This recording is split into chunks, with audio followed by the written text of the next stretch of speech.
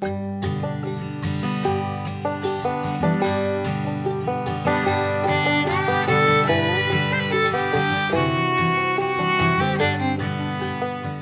out laterally from a long oblique line of the southern Appalachian Mountains are two parallel ridges following the same course and separated by a narrow strip of valley, hardly a half-mile in width.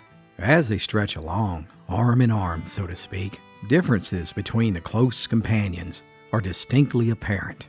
The taller mountain is called Frozenhead and leads the way with its bold curves and angles of the course, meekly imitated by the lesser ridge. But despite its more imposing appearance, all the advantages are possessed by its humble neighbor. After all, when Forked Mountain, as the lower range is called, is fresh and green with all the beauties of spring, the summit of Frozenhead is still covered in snow, with deep drifts and treacherous rifts and chasms that muffle the voice of the singing chestnut trees, and all the crags are hung with gigantic glittering icicles, while its woods are gloomy and bleak. When the sun shines bright on Forked Mountain, clouds often hover about Frozenhead, and storms brew in the higher atmosphere, and the winter winds surge wildly among the groaning forest. And when the evening shade slips softly down on the drowsy Forked Mountain, and the simple folks that live there, they draw around their fireplace in their little cabins. But day still lingers among the treetops on Frozenhead. Somehow, this Frozenhead Mountain has always had a bad reputation amongst the folks who live on Forked Mountain.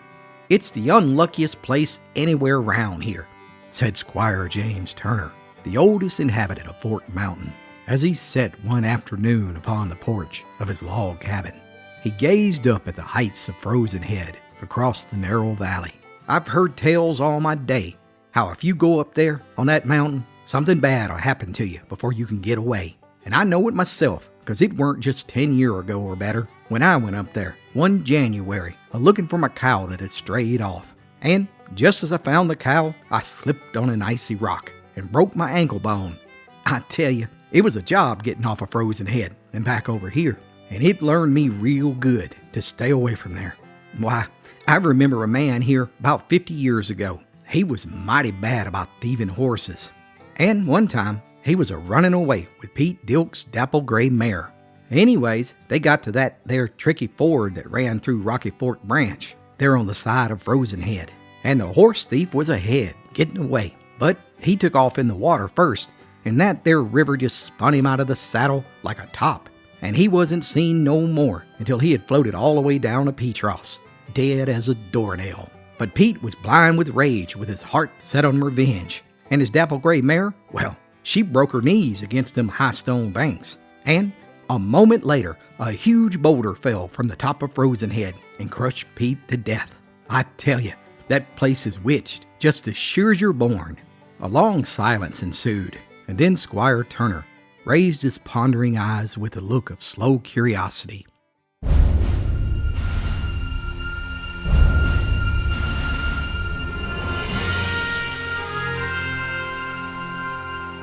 "Say, didn't I hear tell that Tony Britt was over there in them woods on Frozenhead?" he asked his son, a stalwart youth, who was sitting upon the step. "That's right, Pap. He said he was a-hunting, but he ain't had no sort of luck.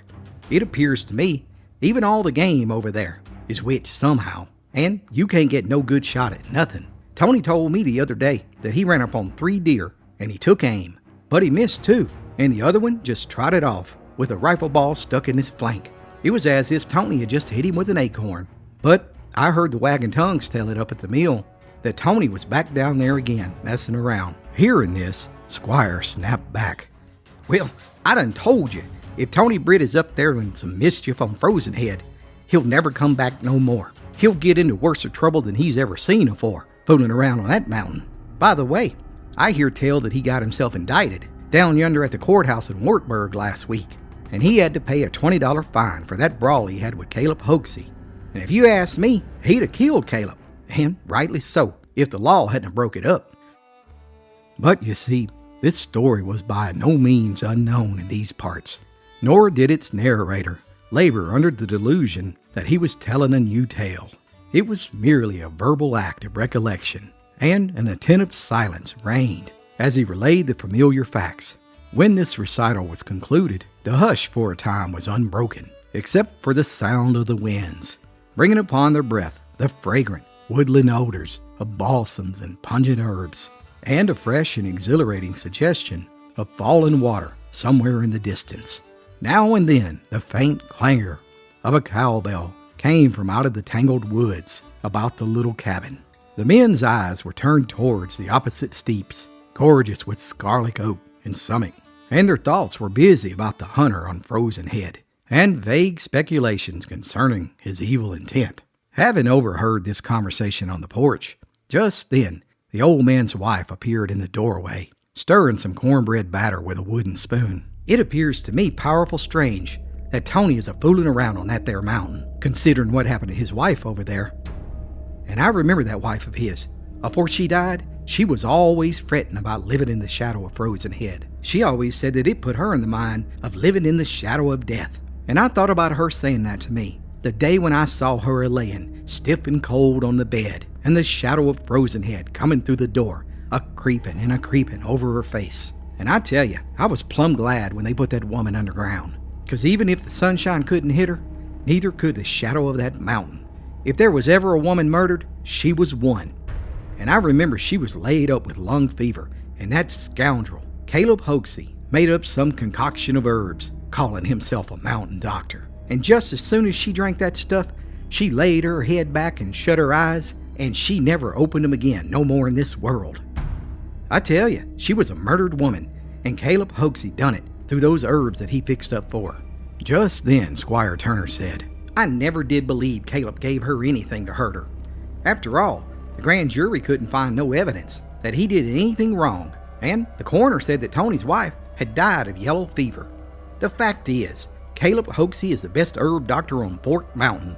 The rheumatism bout killed me until I started taking his medicines. And if it weren't for him, that spell that I had last winter would have done me in. But he cured me right up. Well, all I know is I ain't never going to take nothing he fixes for me, replied the old woman. And nobody that lives on this mountain should either. Well, I know for sure that Caleb is tending to Gildan Croft, who lives over yonder in the valley on the other side of Frozenhead. And wagging tongues say that he's down with the fever. I spoke to Caleb yesterday evening, just as he was setting out for Frozenhead. Well, I tell you, he better hope he don't come across Tony Britt after what happened to his wife, Squire Turner piped. By now, everybody in this settlement has heard how Tony has swore he's gonna kill him the next time he sees him for giving those poisonous herbs to his wife. And I tell you, Caleb better be careful fooling around over yonder in those dark woods on Frozenhead.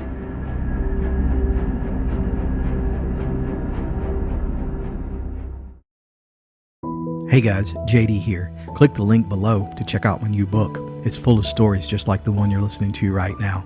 Now, back to the story.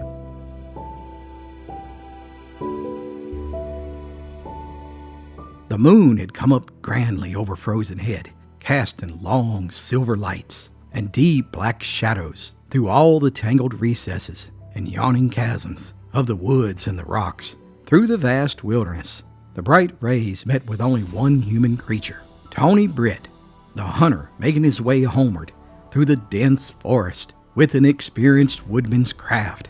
For no evil intent had brought Tony Britt to Frozenhead. He had only been there spending the day hunting. Yet it was true that Tony sought revenge on Caleb Hoaxey for poisoning his wife with those herbs. Heck, he even had to sell his cow to pay that $20 fine for the beating he put on Caleb. And truth be told, the hardships of extreme poverty had reinforced the sorrows that came upon him. And for this reason, he had to hunt as the only means of earning any sort of living. As he walked, the wind was strong and fresh. Here and there was a glimmer of dew. Once, and only once, did he think of the dark reputation of Frozenhead Mountain. He paused with a sudden chill and glanced nervously over his shoulder down the never-ending avenues of the lonely woods. The roar and the fret of Rocky Fork Branch was hidden somewhere in the pines, and it came on the breeze like a strange, weird, fitful voice crying out amid the haunted solitudes of Frozenhead. He turned abruptly with his gun on his shoulder and made his way through the trackless forest to the direction of his home. Now, Tony was 45 years old, and he had all the youth and health and strength, but the truth is, his wife's death had made an old man out of him at an early age, and he couldn't hide his bitterness. God Almighty, if I could just lay my hands on that scoundrel again, he wouldn't get away again, I promise you that. But he can't stay a-hiding forever, and when I see him again, I swear to you, he'll never draw another breath. Indeed, Tony's heart wanted revenge for the death of his wife. Just then, his absorbed reverie was broken by a rustling other than the howling wind. He raised his head and he looked around, half expecting to see the antlers of a deer. Then there came to his ears the distant sound of a man walking. His eyes mechanically followed the sound. 40 feet down the face of a crag, a broad ledge jutted out 100 yards or so in the distance, and Tony made out the figure of a man, walking slowly into view on the path. And with startling eyes, the hunter recognized his dearest foe, Caleb Hoaxey. Swifter than a flash, rage filled him. He remembered the warnings of his lawyer at Wartburg last year, when the grand jury failed to find a true bill against Caleb Hoaxey for the death of Tony's wife. The lawyer told him he was an innocent man and must go unscathed, for any revenge took out against Caleb, for any imagined wrongdoings wouldn't go unpunished by the justice system. Yet, here was Tony's opportunity for revenge, and his mind was made up. The rule in the mountains was an eye for an eye, and Tony wanted a life for a life. And soon, there would be one more legend in these mountains about the curse of Frozenhead. With his hand upon his rifle, and his hot heart beating fast, his distending eyes were burning upon the approaching figure. He waited for the moment to come. 40 feet below him was the narrow, moon-flooded path on the ledge, and the man was advancing carelessly. Just then, a thundering sound from above rang out,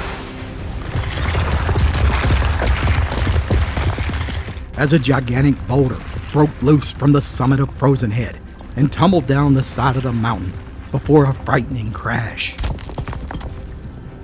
Suddenly, echoes rang out with a scream of terror, and the two men, one fleeing from the dreadful danger that he had barely escaped, and the other from the hideous deed that he thought he had done, ran wildly in opposite directions through the tangled woods.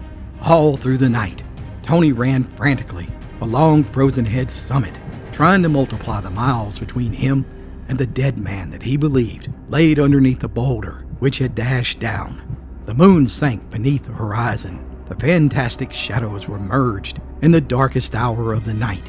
The winds died, and there was no voice at all in the woods, except for the wail of Rocky Fork Branch and the forever resounding screams in Tony's ears. Sometimes he answered them in a wild, hoarse, inarticulate cry.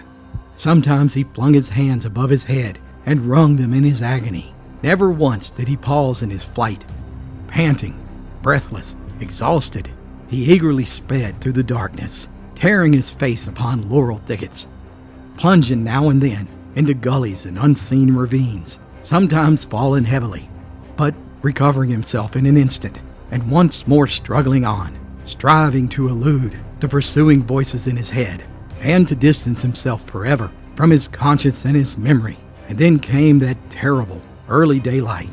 The light shone dimly on the solemn trees and the dense undergrowth, the precarious pitfalls about his path, the long, deep gorges, the great hags and chasms, all hung within the shadows, which he knew was Fort Mountain, rising from the dark valley below.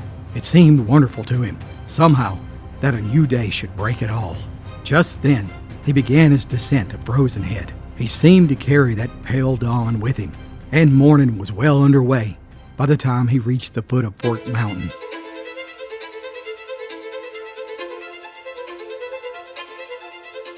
He dragged himself to the door, and, impelled by some morbid fascination, he glanced back over his shoulder at Frozenhead. There it was, unchanged, with the morning sun blazing upon every leaf. He shuddered and went into the fireless, comfortless house. And then he made an appalling discovery. Oh no, where's my gun? One doubtful moment, and he remembered that he had laid it upon a crag when he had thrown himself down to rest. Beyond question, he had left it there. Oh no, it was only a matter of time before his crime would be known. The discovery of a weapon, all that strong evidence against him, taken in connection with all the other circumstances. True, he could go back and recover it, but he was mastered by the fear of meeting someone on the unfrequented road, thus strengthening the chain of evidence against him by the fact of only being seen once more in the fateful neighborhood. He resolved in his mind that he would wait until nightfall and he would retrace his way back, secure his gun, and all might yet be well with him. And as to that boulder, well, were men before never killed under the falling rocks of Frozenhead? Without food, without rest, and without sleep, Tony's limbs were frigid with the strong tension of his nerves. His eyes were bloodshot, haggard, and his brain was on fire as he sat through the long morning hours, absently gazing across the narrow valley at the solemn, majestic mountain and that sinister jutting crag with the indistinctly defined ledges of its rugged surface. Finally, nightfall came. Through the darkness, Tony ran across the half-mile valley, up the base of the mountain, through the thick briars and brushes. Onward he plunged towards his gun, and there it was. He could see it in the moonlight, leaning against a tree just over the other side of one last steep ravine. Exhausted from being up nearly 2 days straight, without food and without water, Tony made his way down the ravine, yet the footing was unsteady, and just then his boot slipped,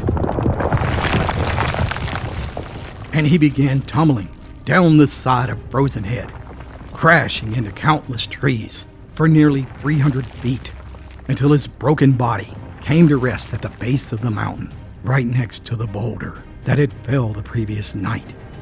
His quest for revenge had cost him his life.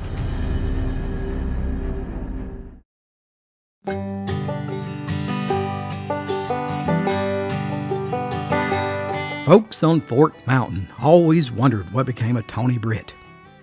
Squire Turner always said that Tony shouldn't have been fooling around on Frozenhead. In fact, the old squire figured that he was probably still somewhere out there, roaming Frozenhead, looking for his wife and revenge on Caleb Hoaxey. And as for Caleb, once he made it back to Fort Mountain, he swore to anyone that would listen that the curse of Frozenhead Mountain was true, and he never dared set foot on that mountain again.